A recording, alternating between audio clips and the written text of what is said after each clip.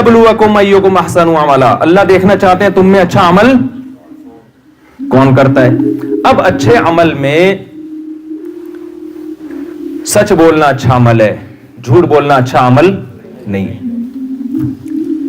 کچھ اچھے عمل ایسے بھی ہیں جن کو آج ہم نے اچھے عمل کی فہرست سے نکال دیا. میں یہ عرض کر رہا تھا کہ عیسائیوں میں رہبانیت آئی, تبھی تو وہ ریاست اور اسٹیٹ کے ساتھ چل نہیں سکا نا وہ مذہب. ہم کل گئے روم میں, ویٹیکن سٹی کے نام سے بالکل ایک الگ ریاست ہے, اس کو کیا ہو گیا, ویٹیکن سٹی کے نام سے بالکل ایک الگ ریاست ہے نا.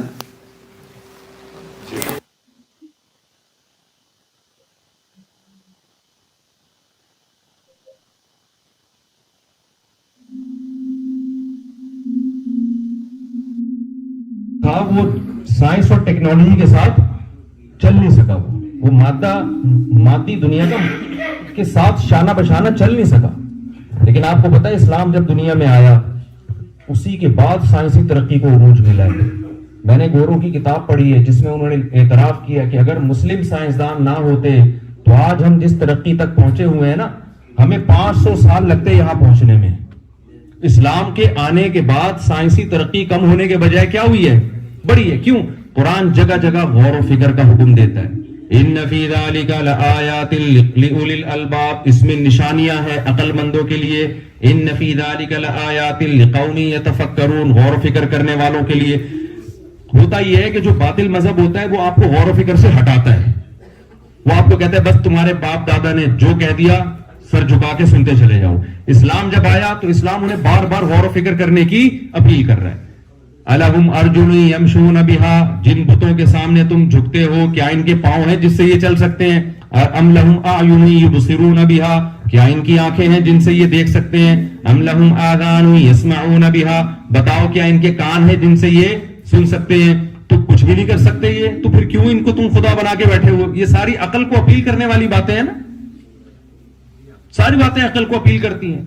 وَإِنَّ لَكُمْ فِي الْأَنْعَامِ لَعِبْرَةً نُسْقِيكُم مِّمَّا فِي بُطُونِهِ مِن بَيْنِ فَرْثٍ وَدَمٍ لَبَنًا خَالِصًا سَائِغًا لِّلشَّارِبِينَ. اللہ نے غور کرنے کا حکم دیا. دیکھو سوکھا چارہ اس جانور کو کھلاتے ہو, کیسا چکنا گاڑا دودھ نکلتا ہے. کیا یہ فیکٹری آٹومیٹیکلی خود بخود وجود میں آ گئی ہے؟ آپ اس سوکھے چارے کو لے جائے جاپان کے سائنسدانوں کے پاس کہ یار ایک تیل کا قطرہ, چکنائی کا قطرہ نکال کے دکھا دو, کہیں گے بھائی اب تک ایسی مشین جاپان نے بھی ایجاد نہیں کی ہے. اللہ کہتے ہیں میں تو صدیوں پہلے ایجاد کر چکا ہوں. کمال کی بات ہے جو کام اب تک جاپان کے سائنسدان نہیں کر سکے اس مشین کے بارے میں کہا جاتا ہے یہ خود بخود وجود میں آ گئی ہے.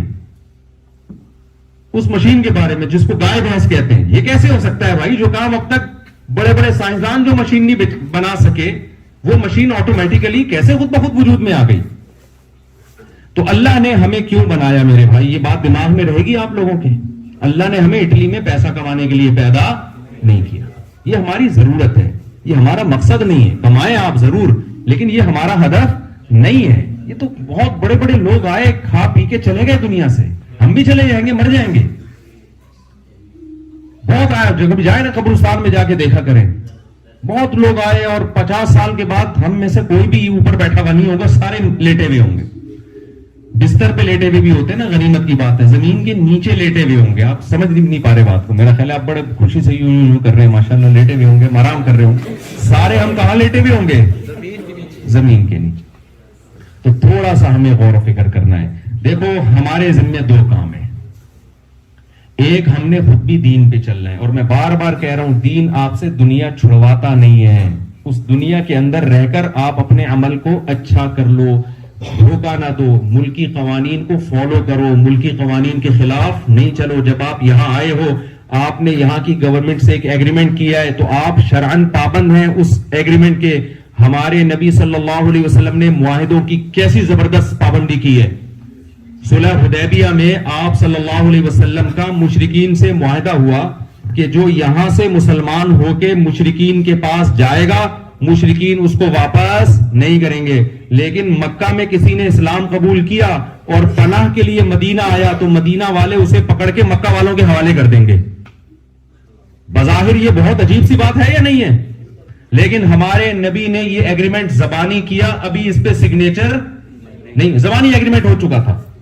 اتنے میں حضرت ابو جندل رضی اللہ تعالیٰ عنہ اسلام قبول کر کے آئے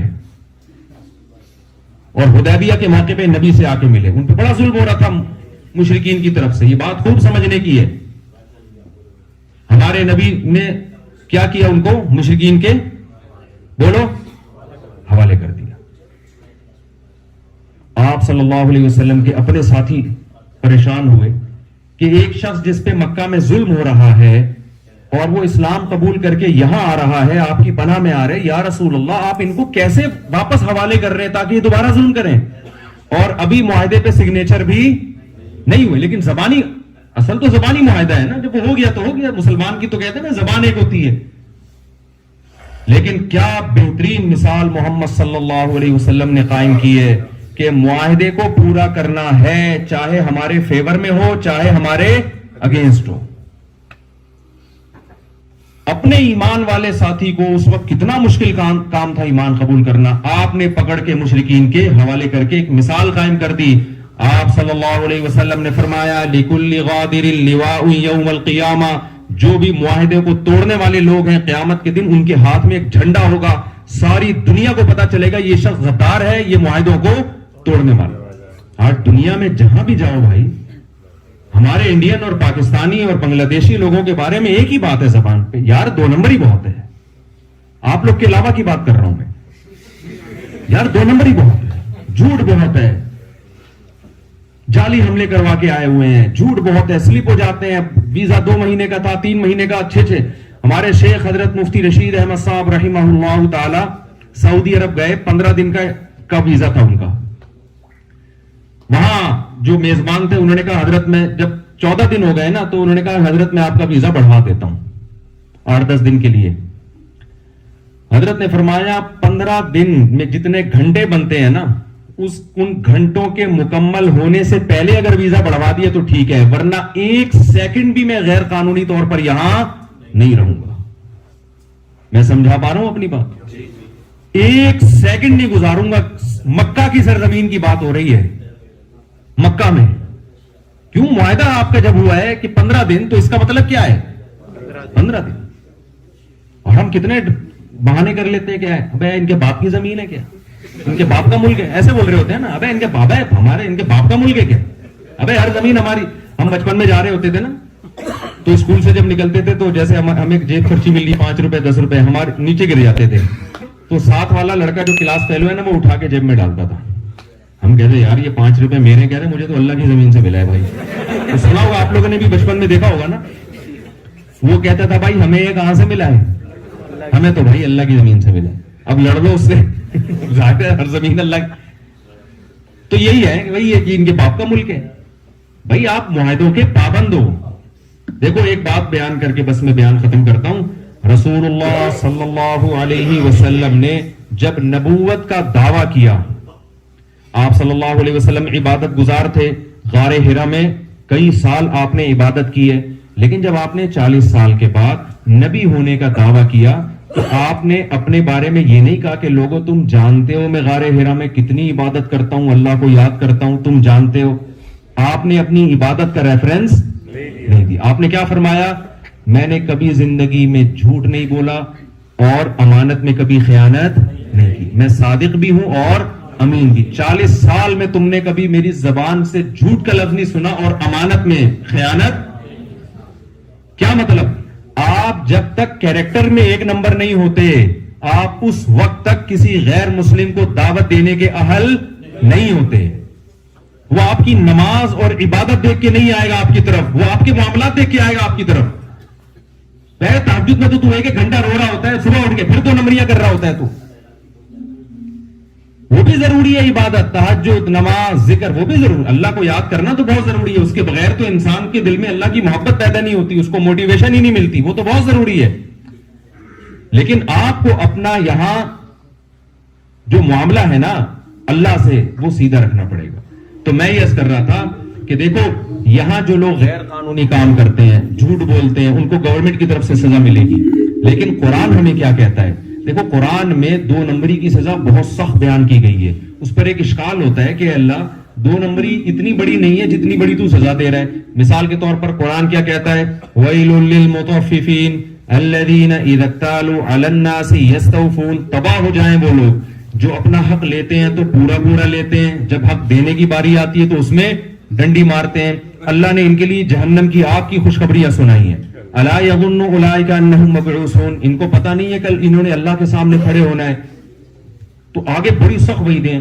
اب سوال پیدا ہوتا ہے بھائی، ایک آدمی نے اگر ناپ تول میں کمی کی ہے، کسی کا حق، اپنا حق پورا لیا، دوسرے کا حق تھوڑا دیا، تو اس کی اتنی سی سزا قیامت میں مل جاتی کہ اللہ اس کا پورا حق دلا دیتے سامنے والے کو، حساب برابر ہو جاتا نا۔ کیا خیال ہے بھائی؟ اسلام میں جو چوری کرتا ہے تو حکومت کو آرڈر ہے کہ اس کا ہاتھ کاٹے، عام آدمی کو اجازت نہیں ہے کہ کسی کا ہاتھ کاٹ دیں آپ جا کے۔ حکومت کو آرڈر کیا ہے کہ اسلامی حکومت ہو تو حکومت کو آرڈر کیا ہے؟ چور کا ہاتھ کاٹے۔ سوال پیدا ہوتا ہے کہ اس نے چوری 5,000 کی ہوگی، 10,000 کی ہوگی، اور ہاتھ 5-10 ہزار کا ہے، کروڑوں کا ہے، تو اللہ اس کا کروڑوں کا ہاتھ کیوں کٹوا دیتا ہے؟ اس کا جواب یہ ہے، یا انسان کسی کو قتل کر دے، اس کی دنیا میں سزا کیا ہے کہ قاتل کو پھانسی پہ لٹکایا جائے، اس کو قتل کیا جائے، لیکن قرآن کہہ رہا ہے نا نا نا، یہ تو دنیا کی سزا ہے، آخرت کی سزا ہے ہمیشہ کی آگ۔